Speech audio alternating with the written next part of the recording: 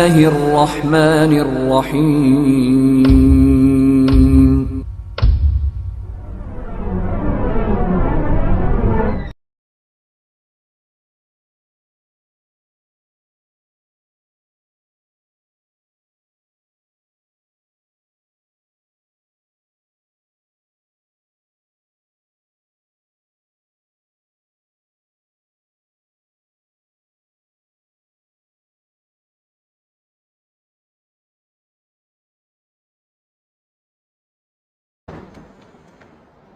الحمد للہ رب العالمین والصلاة والسلام علی سید الانبیاء والمرسلین وعلی آلہ واصحابہ اجمعین اما بعد اعوذ باللہ من الشیطان الرجیم بسم اللہ الرحمن الرحیم لقد کان لکم فی رسول اللہ اسوۃ حسنہ رب اشرح لی صدری ویسر لی امری واحلل عقدۃ من لسانی یفقہوا قولی رب زدنی علما رب زدنی علما رب زدنی علما۔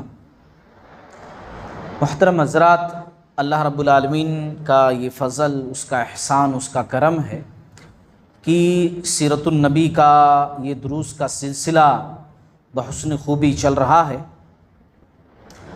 اور پچھلی قسط کے اندر ہم نے یہ بات ذکر کی تھی کہ جنگ احد کے بعد دشمنوں نے مسلمانوں کے بظاہر کمزوری سے فائدہ اٹھانے کی کوشش کی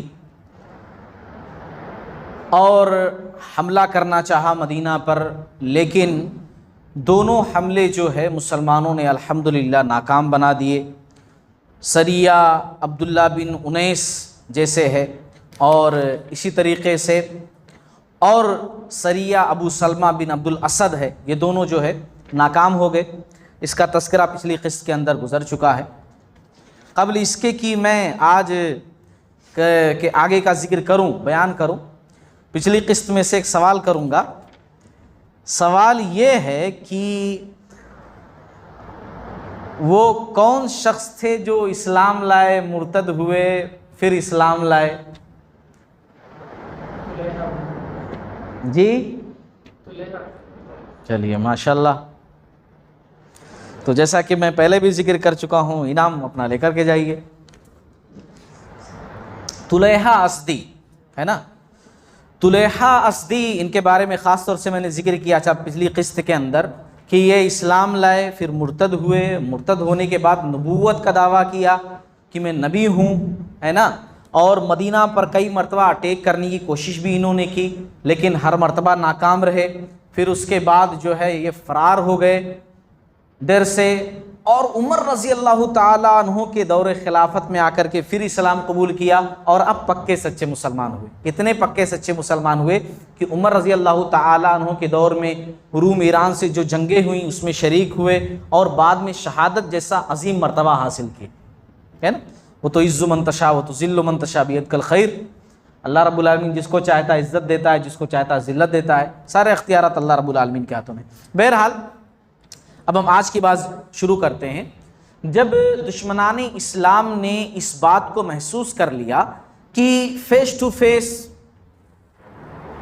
آمنے سامنے مسلمانوں کا مقابلہ نہیں کر سکتے، وہ کسی بھی حالت میں ہو۔ حالانکہ غزوہ احد کے بعد مسلمانوں کا بڑا نقصان ہوا تھا، بڑے کمزور ہو گئے تھے، بظاہر انفرادی طاقت بھی جو ہے کمزور ہو گئی تھی، فردن لوگ بھی زخمی تھے، افرادی قوت بھی کم تھی، لوگ کم ہو گئے تھے، لیکن پھر بھی الحمدللہ ان کے ہر حملے کا جواب بہترین طریقے سے دیا۔ تو جب یہ لوگ محسوس کر لیا کہ اب ایسا کچھ نہیں ہو سکتا، ہم لوگ مقابلہ نہیں کر سکتے، تو اب سازش رچنا شروع کی، اور ایسی سازشیں رچے کہ جسے سن کر کے روح کانپ اٹھتی ہے۔ مسلمان کیسے سامنا کیے ہوں گے، وہ ان کی ایمانی طاقت کیا تھی وہ لوگ جانیں، ہم تو سن کر کے جو ہے رونگٹے کھڑے ہو جاتے ہیں۔ ایسی سازشیں ان لوگوں نے رچی۔ ہوا یہ کہ اس سے پہلے میں نے ذکر کیا، آپ لوگوں کو نام اگر یاد ہوگا ذہن میں نام لے کر آئیے، بنو حذیل کا سردار تھا ایک خالد بن سفیان حذلی، جس کو ایک صحابی جا کر کے قتل کر کے آئے تھے۔ وہ اس لیے تاکہ جنگ نہ ہو، کیونکہ جنگ ہوگی تو دونوں طرف کے لوگ زیادہ مارے جائیں گے، اور وہی بندہ شرارت کر رہا تھا، تو ایک بندے کے قتل ہونے سے اگر ہزاروں لوگ بچ جائیں تو یہ زیادہ بیٹر ہے، جنگ سے زیادہ اچھا ہے۔ تو اسی لیے جا کر خالد بن سفیان حذلی کا خاتمہ کیا گیا تھا۔ اچھا، اب اس کا قبیلہ تھا بنو حذیل، اسی لیے اس کو حذلی کہتے ہیں، بنو حذیل اس کا قبیلہ تھا۔ اس کے قبیلے میں ایک اور قبیلہ تھا، ہوتا نا کہ بھئی ایک آدمی ہوتا ہے، اس کے 10-12 بیٹے ہوتے ہیں، تو ہر بیٹوں کے نام سے الگ الگ قبیلہ بن جاتا ہے۔ پورے قبیلوں کا نام ایک ہوتا ہے لیکن الگ الگ خاندان کا الگ الگ نام ہوتا ہے، کیونکہ ان کے سربراہ الگ الگ ہوتے ہیں۔ تو اسی لیے بنو حذیل کا ایک شاخ، ایک برانچ جو ہے بنو لحیان تھا، بنو لحیان، اسی میں سے یعنی ہے نا ایک اور قبیلہ نکلا تھا بنو لحیان جس کو کہتے ہیں۔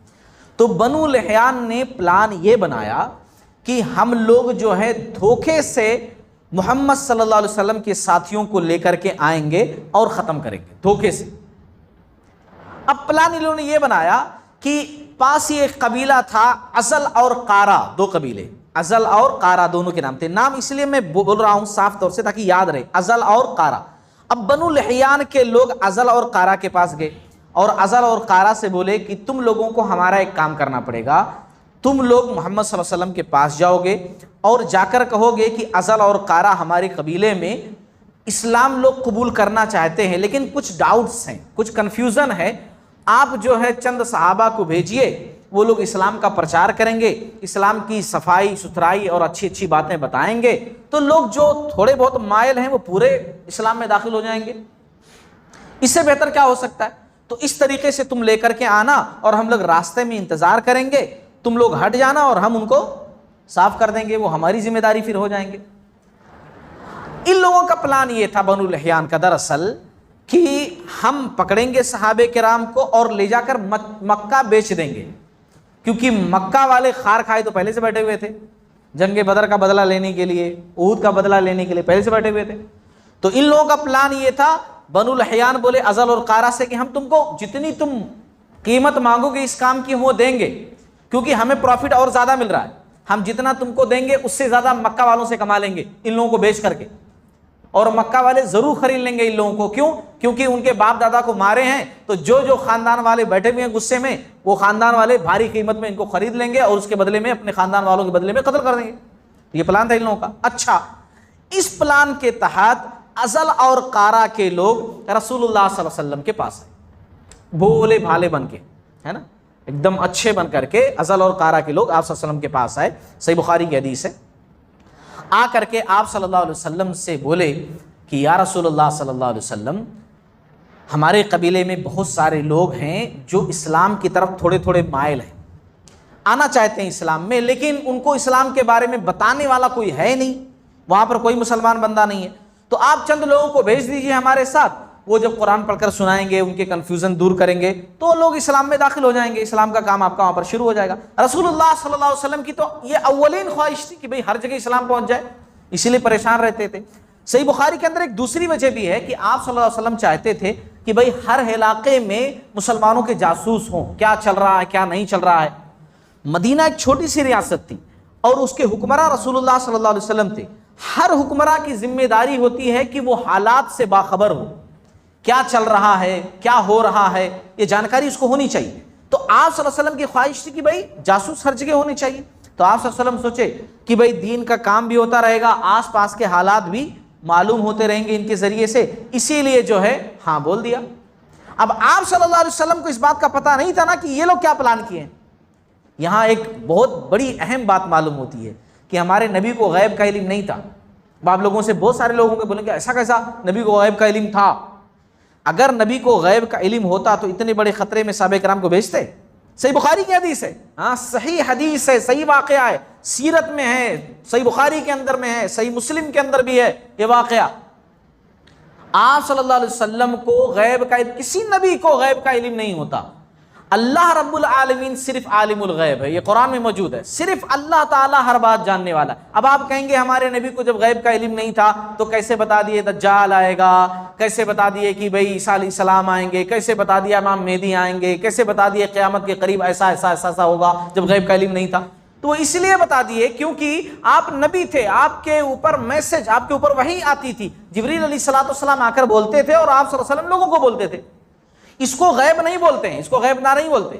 غیب نہ اس کو بولتے ہیں جس کو کوئی نہ بتائے پھر بھی معلوم ہو جائے. جیسے اللہ تعالیٰ ہے، اللہ تعالیٰ کو کوئی بتاتا ہے؟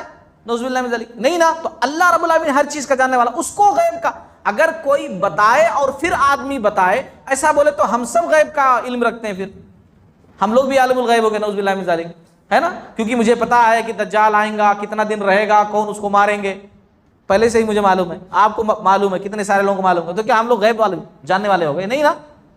ہر کوئی کہے گا نہیں آپ پڑھے، وہ رسول اللہ صلی اللہ علیہ وسلم بتائے نا، آپ پڑھے جس کی وجہ سے آپ کو پتا ہے. تو ایسے ہی رسول اللہ صلی اللہ علیہ وسلم کو اللہ تعالیٰ بتاتے تھے جبریل علیہ الصلوۃ والسلام کے ذریعے سے، تو آپ صلی اللہ علیہ وسلم لوگوں کو بتاتے تھے، تو اس کو غیب نہیں کہتے ہیں. بہرحال وہ ٹاپک میرا نہیں ہے، یہ واقعہ بتانا میرا مقصد ہے. اللہ کے نبی صلی اللہ علیہ وسلم نے صحابہ کو بھیجنے کا پلان کر لیا اور 10 صحابہ کرام کو ان کے ساتھ بھیج دیا. ازل اور قارہ کے لوگ 7 لوگ تھے، صحابہ کرام ان کے ساتھ 10 لوگ روانہ ہوئے. ان 10 لوگوں پر آپ صلی اللہ علیہ وسلم نے عاصم بن ثابت انصاری رضی اللہ تعالیٰ عنہ، جو بدری صحابہ ہیں، بدر میں شریک ہوئے تھے اور بہت سارے لوگ بدر میں ہی شریک ہوئے تھے، یہ 10 صحابہ کرام کو بھیجا اور عاصم بن ثابت انصاری کو ان کا امیر مقرر کیا، لیڈر مقرر کیا کہ جاؤ بھائی ٹھیک ہے. اب ہوا یہ کہ ازل اور قارہ کی یہ 7 لوگ ان 10 لوگوں کو لے کر کے نکلے. پھر اس کے بعد ایک راستے میں ایک جگہ جس کو رجی کہتے ہیں، رجی، وہاں ایک کنواں بھی تھا، ہے نا. رجی کے پاس ایک کنواں تھا، اکثر لوگ وہاں ٹھہرتے ورتے تھے سفر کرتے ہوئے، پانی تھا نا تو جس کی وجہ سے لوگ ٹھہرتے تھے، جانوروں کو پانی پلا لیں، خود سیراب ہو لیں، پانی سٹور کر لیں، رکھ لیں. تو رجی نامی ایک کنواں تھا، ایک جگہ تھی، وہاں صحابہ کرام پہنچے. جیسے صحابہ کرام پہنچے، یہ 7 لوگ الگ ہٹ گئے اور 100 کے قریب گھڑ سوار تیروں کی بارش کرتے ہوئے ان پر حملہ آور ہوئے، ان 10 صحابہ کرام پر. صحابہ کرام تیروں کی بارش جیسے شروع ہوئی، وہ بنو لحیان کے لوگ تھے، تو اسے سمجھ گئے کہ ہمارے ساتھ کیا ہوا ہے، ہمارے ساتھ دھوکا ہوا ہے. یہ لوگ بھاگ کر کے اونچے ٹیلے پر چڑھ گئے، لیکن چاروں طرف سے وہ لوگ گھیر لیے، کیونکہ وہ لوگ 100 کے قریب تھے اور یہ صرف 10 تھے. ان کو ایسا ہم لوگ گمان میں بھی نہیں تھا کہ ایسا کچھ ہونے والا ہے، ان کو کچھ پتہ ہی نہیں تھا. پھر صحابہ کرام گھبرائے نہیں، کیونکہ صحابہ کرام جو ہے ہمیشہ اللہ تعالیٰ کے پاس جانے کے لیے تیار رہتے تھے، ہے نا. وہ یہ نہیں سوچتے تھے بوڑھے ہوں گے تبھی جائیں گے، نہیں، اللہ کے راستے میں کبھی بھی جانا پڑ سکتا ہے، اس لیے تیاری ہمیشہ رہتی تھی. ذہن ان کا ہمیشہ بنا رہتا تھا کہ کبھی بھی بلاوا آ سکتا ہے، چلو آج ہی صحیح، تیار رہتے تھے وہ لوگ.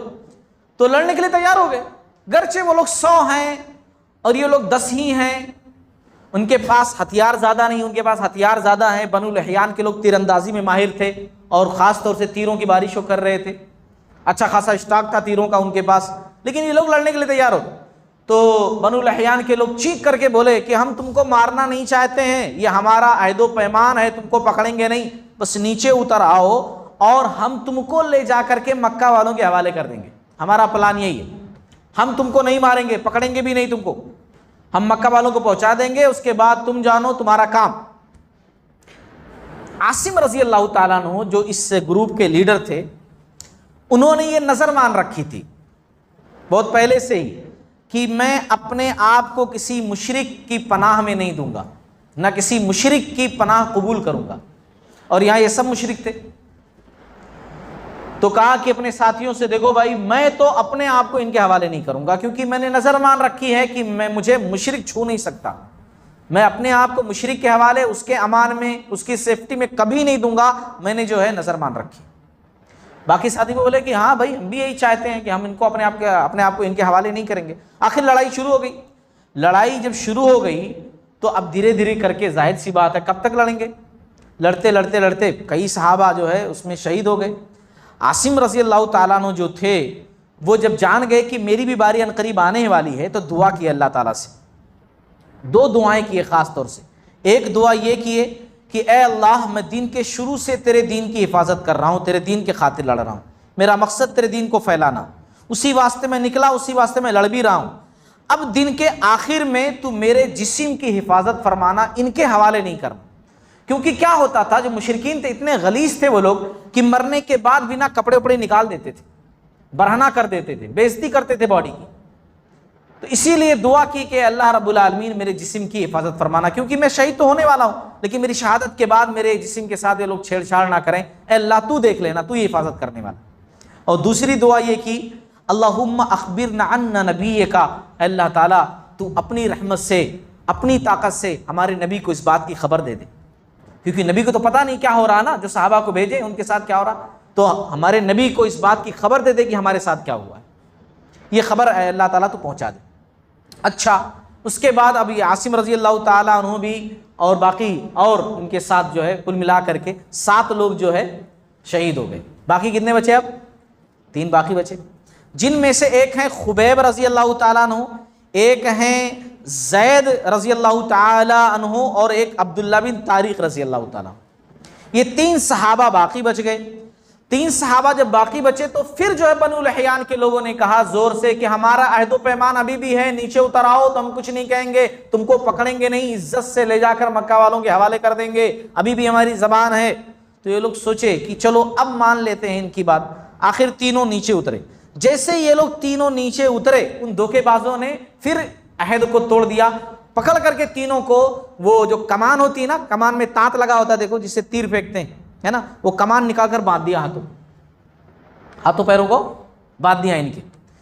تو ان لوگوں نے کہا کہ پھر تم لوگوں نے وعدہ خلافی کی، بدعہدی کی، تم لوگوں نے کہا تھا ہمیں گرفتار نہیں کرو گے، باندھو گے نہیں، پھر تم لوگوں نے عہد و پیمان کو توڑ دیا۔ تو اس میں ایک صحابی تھے جو ہے عبداللہ بن طارق رضی اللہ تعالیٰ عنہ، یہ جانے سے انکار کیے۔ جب یہ لوگ زبردستی لے جانے لگے تو انہوں جو ہے مزاحمت کی، میں نہیں جاتا ہوں، لڑنے کے لیے تیار ہو گئے۔ تو ان لوگوں نے، ظالموں نے کیا کیا کہ ان کو بھی شہید کر دیا۔ باقی جو 2 بچے، کون بچے؟ خبیب بن عدی رضی اللہ تعالیٰ عنہ اور زید بن دثنہ رضی اللہ تعالیٰ عنہ، یہ 2 صحابی بچے۔ باقی اب 8 جو ہے شہید ہو چکے۔ اب 2 لوگ باقی بچے، تو ان کو لے جا کر کے مکہ والوں کے سامنے پیش کر دیا ان لوگوں نے، بنو لحیان کے لوگوں نے۔ اچھا، مکہ والوں کو پتا چلا کہ خبیب کو پکڑ کر لائے ہیں، زید بن دثنہ کو پکڑ کر لائے ہیں، وہ لوگ بھاگ کر کے آئے خریدنے کے لیے۔ اور خبیب رضی اللہ تعالیٰ عنہ کو حارث بن عامر کے بیٹوں نے خرید لیا۔ حارث بن عامر کو خبیب رضی اللہ تعالیٰ عنہ نے جنگ بدر میں قتل کیا تھا۔ بھئی لڑائی تھی، وہ لڑائی تھی نا، لڑائی میں تو ہوتا رہتا ہے، اس کی دشمنی بعد میں لوگ نکال رہے ہیں اس طریقے سے۔ تو اس کے بیٹوں نے خرید لیا ان کے بدلے قتل کرنے کے لیے۔ اور زید بن دثنہ رضی اللہ تعالیٰ عنہ کو صفوان بن امیہ نے امیہ بن خلف کے بدلے خرید لیا، اس کے بیٹے نے جو ہے خرید لیا۔ اور بھی مکہ والوں نے پیسہ لگایا، جیسے بزنس ہوتا ہے نا، وہ بدلے میں اور پیسہ لگایا کہ میں بھی پیسہ دے رہا ہوں کیونکہ میرے رشتہ دار کا قتل ہوا تھا اس میں، اور میرے طرف سے بھی لوگ، میرے طرف بنو لحیان کے لوگ مالدار ہو گئے ان دونوں کو بیچ کر کے لے جا کر کے۔ مکہ والے خوب پیسے دیے، اور انہی پیسوں میں سے وہ جو ازل اور قارہ کے لوگ تھے ان کو بھی ان لوگوں کو دے دیے اس میں، ہے نا۔ تو اس طریقے سے یہ لوگ بیچ دیے۔ اچھا، اب کیا اس کے بعد ہوا؟ اب یہاں واقعے کو ہم روک کر کے رسول اللہ صلی اللہ علیہ وسلم کی طرف جاتے ہیں۔ عاصم رضی اللہ تعالیٰ عنہ نے دعا مانگی تھی، ایک دعا کہ اے اللہ تعالیٰ اس بات کی خبر ہمارے نبی کو پہنچا دی۔ تو جبریل علیہ الصلوۃ والسلام کے ذریعے سے اللہ تبارک و تعالیٰ نے یہ پیغام آپ صلی اللہ علیہ وسلم تک پہنچا دیا۔ آپ صلی اللہ علیہ وسلم کو جب خبر ملی اس بات کی تو آپ صلی اللہ علیہ وسلم کو بہت رنج ہوا، کیونکہ یہ عظیم صحابہ تھے، بدری صحابہ تھے، اور صحابی ہو یا غیر صحابی ہو، ظاہر سی بات ہے دھوکے سے اس طرح لے جا کر قتل کرنا۔ ایک ہوتا ہے جنگ میں شہادت، تو اس میں زیادہ تکلیف نہیں ہوتی ہے کیونکہ جنگ لڑے، شہید ہوئے، اور یہاں دھوکے سے لے جا کر کے مار دینا، آپ صلی اللہ علیہ وسلم کو بہت تکلیف پہنچی۔ اور آپ صلی اللہ علیہ وسلم 1 مہینے تک نماز میں بنو لحیان کے خلاف قنوت نازلہ جو ہے پڑھتے رہے۔ صحیح بخاری صحیح مسلم کی حدیث ہے، بد دعا کرتے رہے ان لوگوں پر، ہے نا۔ آپ صلی اللہ علیہ وسلم جو ہے بنو لحیان پر، ازل قارہ پر آپ صلی اللہ علیہ وسلم جو ہے بد دعا کرتے رہے۔ بعد میں غزوہ خندق کے بعد، میں تھوڑا پہلے بیان کر رہا ہوں اس بات کو، غزوہ خندق کے بعد رسول اللہ صلی اللہ علیہ وسلم نے بدلہ لینے کے لیے، شہدائے رجی کا انتقام لینے کے لیے آپ صلی اللہ علیہ وسلم نے بنو لحیان پر حملہ بھی کیا، لیکن اس کا تذکرہ بعد میں آئے گا، ہے نا، اس کا تذکرہ ہم بعد میں کریں گے۔ ابھی جو واقعہ چل رہا ہم اسی پر بات کریں گے۔ اور عاصم رضی اللہ تعالیٰ عنہ کی دوسری دعا کیا تھی؟ دیکھیں آپ لوگوں کا ذہن حاضر ہے کہ نہیں، کہ دوسری دعا کیا تھی؟ ہمارے جسم کو جو ہے اللہ تعالیٰ محفوظ رکھنا۔ ایک دعا تو یہ تھی کہ خبر پہنچا دو، خبر پہنچا دی گئی۔ دوسری دعا یہ کہ جسم کے اللہ تعالیٰ حفاظت کرنا۔ کیسے حفاظت کی اللہ رب العالمین نے؟ ہوا یہ کہ جب مکہ والوں کے سامنے لے کر گئے، 2 لوگوں کو بیچ دیے، اور ان لوگوں کو، مکہ والوں کو پتا چلا کہ عاصم بھی اس میں جو ہے مارے گئے ہیں، عاصم بھی آئے تھے، پکڑے نہیں گئی، مارے گئے۔ تو وہ لوگ عاصم رضی اللہ تعالیٰ عنہ کو تو اور زیادہ ڈھونڈ رہے تھے، کیونکہ انہوں نے عقبہ بن ابی معیط کو واصل جہنم کیا تھا جنگ بدر میں، اس کا خاندان اور بڑا تھا، اس کے خاندان کے لوگ کہ اچھا عاصم مارا گیا ہے تو ٹھیک ہے، انعام رکھ دیا ان لوگوں نے، ہے نا۔ اور ایک عورت تھی سلافہ بنت سعد، یہ بعد میں مسلمان ہوئی لیکن اس وقت مسلمان نہیں تھی، اس وقت جو ہے بڑے غصے میں تھے کیونکہ ان کے خاندان کے کئی لوگ جنگ بدر میں مارے گئے تھے، تو انہوں نے جو ہے عاصم رضی اللہ تعالیٰ عنہ کے تعلق سے قسم اٹھا رکھی تھی کہ میں اس کے کھوپڑی میں شراب پیوں گی بیٹھ کر کے، چنانچہ انعام رکھ دیا، کہا 100 اونٹنیاں دوں گی جو جا کر کے عاصم کی باڈی کاٹ کر لے کر کے آئے، کوئی پارٹ سے لے کر آئے جس سے میں پہچان سکوں، یا سر کاٹ کے لے کر آئے تاکہ اس کی کھوپڑی میں شراب پی سکوں، جو ہے کہ ہاں عاصم مارا گیا، مجھے یقین ہو، میرے کلیجے کو ٹھنڈک پہنچے، جاؤ میں انعام دوں گی۔ اب مکہ کے بہت سارے لوگ اور یہ بنو لحیان کے لوگ تو پہلے بھاگے، بولے کہ ابھی انعام کا ایک چانس اور بھی ہے، کیونکہ وہ لوگ تو اچھے سے جانتے تھے نا باڈی کہاں ہے، تو بولے کہ یہ تو چانس ہمیں ملنا چاہیے، وہ لوگ پہلے بھاگے، اچھا پورے بھاگے لینے کے واسطے، کیونکہ یہاں 100 اونٹنیاں مل رہی تھی، بہت بڑی دولت تھی۔ لیکن جب یہ لوگ وہاں پہنچے نا تو اللہ تعالیٰ نے حفاظت اس طریقے سے کی کہ وہاں شہد کی مکھیاں پوری تھیں موجود، چاروں طرف شہد کی مکھیاں، اور خاص طور ان کے باڈی کے پاس جیسے لوگ قریب پہنچنا چاہتے، کچھ بھی کر کے، کوئی بھی کر کے، جیسے آج کل ہوتا نا شہد نکالنا ہو تو یہ دھواں لگا دو، تو یہ کر دو، تو وہ کر دو، وہ لوگ کچھ بھی کر کے قریب پہنچنا چاہتے تو وہ شہد کی مکھیاں ان پر ٹوٹ پڑتی، قریب ہی نہیں جانے دیتی، یہاں تک کہ یہ لوگ بولے چلو آرام کرتے ہیں، رات جب ہو جائے گی نا تو یہ مکھیاں خود ہی غائب ہو جائیں گی اور ہم لوگ باڈی لے کر آرام سے چلے جائیں گے۔ اب یہ لوگ سو گئے، ان کو نیند آ گئی، یہ لوگ سو گئے، اور پھر اس کے بعد اللہ رب العالمین نے، حالانکہ آسمان پر کوئی بادل کے بارش ہونے کے آثار نہیں تھے، لیکن اللہ نے خوب زور کی بارش کی، ان پورا وہاں بھر گیا پانی، پانی جیسے سیلاب آ گیا ہو، اور عاصم رضی اللہ تعالیٰ عنہ کی باڈی اسی میں بہہ گئی۔ اب وہ باڈی کہاں بہ کر گئی کسی کو نہیں پتا، باڈی وہاں سے وہ جسم جو ہے بہ گیا، بہرحال ان کے ہاتھ جو ہے نہیں لگا۔ عمر رضی اللہ تعالیٰ عنہ یہ خبر سن کر کے بولے تھے کہ اے اللہ جو ہے مومن بندے کی حفاظت فرماتا ہے، اللہ مومن بندے کی حفاظت فرماتا ہے، اگر مومن بندہ مومن ہو صدق دل سے اللہ سے دعا کرے۔ انہوں نے نظر مانی تھی کہ کوئی مشرک انہیں ہاتھ نہ لگا پائے، تو اللہ نے ان کی وفات کے بعد بھی ان کی حفاظت فرمائی۔ دیکھو ان کی باڈی چلی گئی لیکن ان کی باڈی کو لوگ لے نہیں سکے۔ اب ہم آگے واقعے کو بڑھاتے ہیں۔ خبیب رضی اللہ تعالیٰ عنہ، زید بن دسنہ رضی اللہ تعالیٰ عنہ، ان کو بیچ دیا گیا۔ اب ہم پہلے بات کرتے ہیں خبیب رضی اللہ تعالیٰ عنہ۔ خبیب رضی اللہ تعالیٰ عنہ کا واقعہ ہم لوگوں نے سیرت کے اندر سنا ہوگا، پڑھا ہوگا، خطبات میں سنا ہوگا، لیکن بڑا مختصر تھا۔ آج میں پورے واقعے کو آپ لوگوں کے سامنے بیان کر رہا ہوں کہ خبیب رضی اللہ تعالیٰ عنہ کا یہ پورا واقعہ کتنا بھیانک ہے، جو ہے اس کو خالی پڑھ کر کے، بیان کر کے، سن کر کے ایسا ہوتا ہے جس پر گزری ان کا کیا عالم ہوا ہوگا، سوچو۔ خبیب رضی اللہ تعالیٰ عنہ جب مکہ میں لے کر کے گئے، وہاں بیچے ان لوگوں کو، تو ذوالقعدہ کا مہینہ شروع ہو گیا تھا، اور ذوالقعدہ حرمت والے مہینوں میں سے ہے۔ ذوالقعدہ، ذوالحجہ اور محرم، ذوالقعدہ، ذوالحجہ اور محرم، حرمت والے مہینے۔ اس میں وہ لوگ بھی گرچہ جاہل تھے، اسلام نہیں مانتے تھے، لیکن پھر بھی ریسپیکٹ کرتے تھے، مکہ والے بھی۔ تو لوگ بولے حرمت والے مہینوں میں کچھ نہیں کریں گے، ان کو بند کر دو، جب مہینے ختم ہو جائیں گے حرمت والے پھر ان کو قتل کریں گے پورے لوگوں کے سامنے۔ چنانچہ ان کو قید میں ڈال دیا گیا۔ اب جس گھر میں ان کو قید کیا گیا وہاں ایک نوکرانی بھی تھی، معاویہ نام تھا اس کا، معاویہ نہیں، معاویہ نام تھا نوکرانی کا۔ وہ نوکرانی ان کی عبادت دیکھ کر کے، ان کی دعائیں دیکھ کر کے، قرآن مجید کی تلاوت سن کر کے، جب تہجد میں یہ پڑھتے تھے بہت متاثر ہوتی تھی، بلکہ وہاں کے گھر کی خواتین بہت متاثر تھیں اس قیدی سے، خبیب رضی اللہ تعالیٰ عنہ سے، وہ بہت متاثر تھی، روتی تھی وہ لوگ قرآن مجید کی جب تلاوت یہ کرتے تھے خبیب رضی اللہ تعالیٰ عنہ کمرے میں، حالانکہ زنجیروں سے جکڑے ہوتے تھے، مگر وہ عبادت کرنا نہیں چھوڑتے تھے، جس طریقے سے ان سے ہو سکتا تھا وہ اللہ تعالیٰ کی عبادت کرتے تھے۔ ایک دن بادی نے پوچھا کہ آپ کو اگر کوئی ضرورت ہے تو مجھے بتا دیجئے گا، میں وہ لا کر کے آپ کو دے دوں گی، کوئی کھانے پینے کی چیز، کچھ بھی چیز۔ تو انہوں نے کہا کہ دیکھو بس تم اتنا کر دیا کرو، ٹھنڈا پانی پلا دیا کرو، ہے نا، کیا کہا، ٹھنڈا پانی مجھے پلا دیا کرو۔ دوسرا انہوں نے کہا کہ دیکھو میں حرام نہیں کھاتا، ہمارے نبی نے حرام کھانے سے منع کیا ہے، بتوں کے پاس جو جانور یہ لوگ ذبح کرتے ہیں نا، تمہارے سردار، تمہارے مالکان مکہ والے، اگر اس میں سے کسی دن گوشت آیا گھر میں تو مجھے کھانا مت دینا، وہ مجھے مت کھلانا۔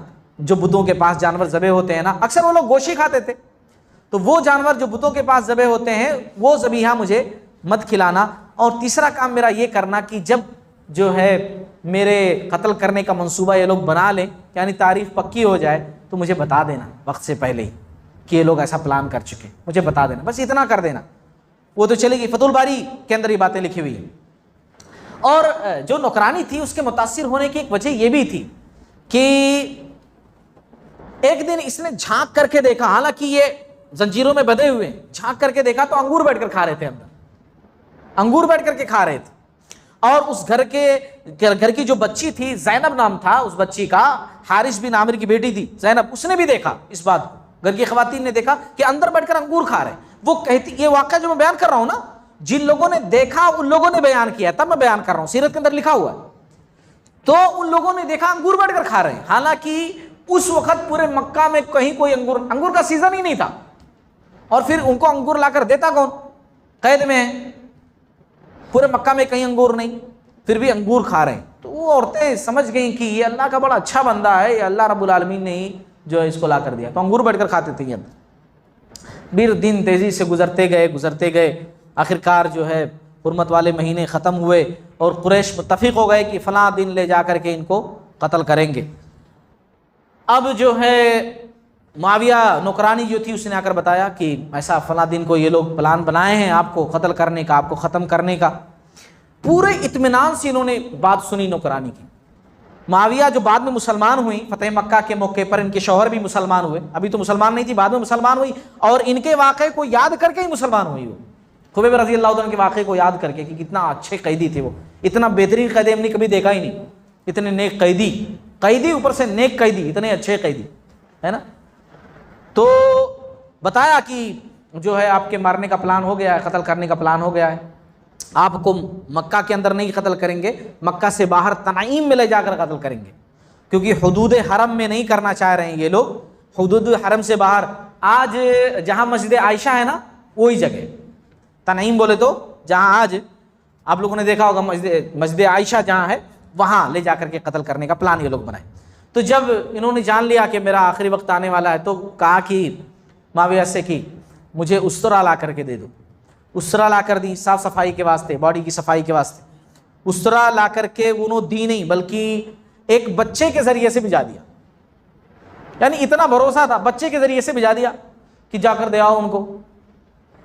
اب جب بھجا دیا، پھر اچانک خیال آیا معاویہ کو بھی، اور زینب جو گھر کی ایک اور بچی تھی اس کو خیال آیا کہ یہ چھوٹے بچے کو ہم لوگ استرا دے کر بھیجیں، ان کو اس گھر کے مرد ہی قتل کرنے والے ہیں، کہیں بدلے میں بچے کو نہ مار دیں گے کہ میں تو مرنے ہی والا ہوں، اس گھر کو نقصان پہنچا کر جاؤں اور بچے کو مار دوں۔ چنانچہ وہ دونوں بھاگی کہ غلطی ہم نے کر دی، ایک تو استرا دے دیا ابھی بچے کے ہاتھوں سے، بھاگی دوڑ کر کے، جا کر ایک کمرے میں دیکھا تو خبیب رضی اللہ تعالیٰ عنہ بچے کے ساتھ کھیل رہے تھے، استرا ہاتھ میں ان کے تھا اور گود میں اس کو بٹھائے ہوئے تھے بچے کو، اور کھیل رہے تھے۔ یہ لوگ جب پہنچی نا، تو ان کے ایکسپریشن کو دیکھ کر کے، چہرے کو دیکھ کر کے وہ پہچان گئے کہ یہ لوگ ڈر کی وجہ سے یہاں پہنچی ہیں۔ تو کہا کہ آپ لوگ ڈر گئیں کہ میں بچے کو نقصان پہنچاؤں گا، ہے نا، بچے کو قتل کر دوں گا، ایسا آپ لوگ سوچ رہی ہیں؟ نہیں نہیں، مسلمان ایسا نہیں ہوتا ہے، میں انشاءاللہ ایسا ہرگز نہیں کروں گا۔ صحیح بخاری کی حدیث ہے، میں ایسا ہرگز نہیں کروں گا، ہمارے نبی نے ہم کو یہ نہیں سکھایا ہے، ہم ایسا کبھی نہیں کر سکتے، ایسا سوچ بھی نہیں سکتے۔ پھر اس کے بعد خبیب رضی اللہ تعالی عنہ کو جو ہے مکہ والے تنعیم لے کر گئے، وہاں پر ایک لکڑی ان لوگوں نے زمین میں گاڑ رکھی تھی اور باندھنے کا پورا پلان کر رکھا تھا، بے دردی سے مارنے کا پلان، اور مکہ کے سارے لوگ جمع تھے، مرد، عورتیں، بچے، ہے نا، سب جوش میں تھے کہ ان کو ختم کیا جائے۔ کوئی صرف دیکھنے کے واسطے، دلچسپی، بس مزہ آئے گا، کوئی غصہ نکالنے کے لیے، کوئی اپنے پرانے غصے کو وہاں ظاہر کرنے کے لیے، اپنے جو ہے بدر میں جو قتل ہوئے ان کا بدلہ لینے کے لیے، سب وہاں پر موجود تھے۔ آخر جب ان کو لکڑیوں سے باندھا جانے لگا تو خبیب رضی اللہ تعالیٰ عنہ نے کہا کہ مجھے تھوڑی سی مہلت دو، میں 2 رکعت نماز پڑھنا چاہتا ہوں، میں 2 رکعت جو ہے نماز پڑھنا چاہتا ہوں، اللہ کی عبادت کرنا چاہتا ہوں۔ اب آپ دیکھیے آخری وقت میں بھی اللہ کی یاد ہے، میں نماز پڑھنا چاہتا ہوں۔ ان لوگوں نے کہا ٹھیک ہے پڑھ لو۔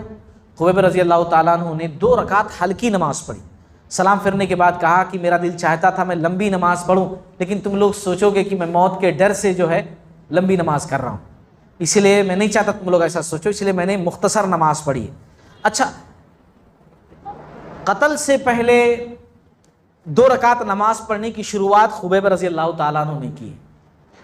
یہ اس بات کی اطلاع بعد میں جب آپ صلی اللہ علیہ وسلم کو ہوئی تو آپ صلی اللہ علیہ وسلم نے اس بات کو پسند کیا، مطلب اس بات پر نبی کی مہر لگ گئی، تو یہ بات مستحب ہو گئی، باعث اجر باعث ثواب ہو گئی یہ بات۔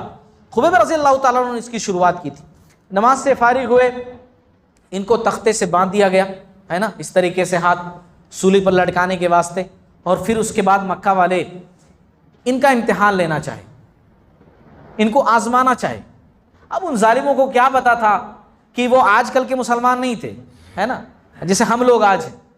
وہ مسلمان واقعی میں مسلمان تھے، ان کے نزدیک جو ہے اسلام ہر چیز سے اوپر، اپنی خواہشات، اپنے نفس، اپنے عزیز، اپنے اقارب، ہر چیز، دنیا کی ہر چیز سے اوپر اسلام کو سب کچھ سمجھتے تھے۔